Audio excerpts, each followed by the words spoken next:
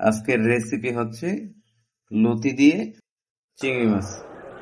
মসজিদে ঢুকে নামাজ পড়ে নবীজির কাছে এসে সালাম দিচ্ছে। নবীজি বললেন, তুমি যাও আবার নামাজ পড়ো, তোমার নামাজ হয়নি। ও যে আবার নামাজ পড়ে আবার সালাম দিচ্ছে, নামাজ হয়নি আবার পড়ো।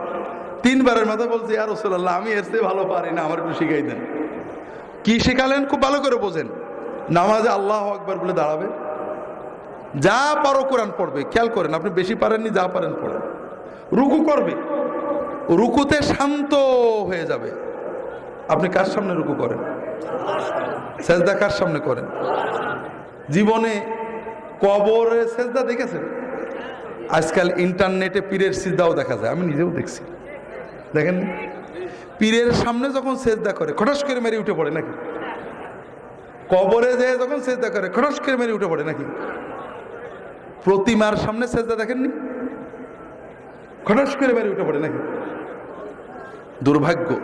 কবর পূজারী কবরে যে ভক্তি দিয়ে সেজদা করে পড়ে থাকে, পীরের পূজারী পীরের সামনে আমি নিজে দেখেছি কি আবেগ দিয়ে মহব্বত দিয়ে সেজদা করে পড়ে থাকে।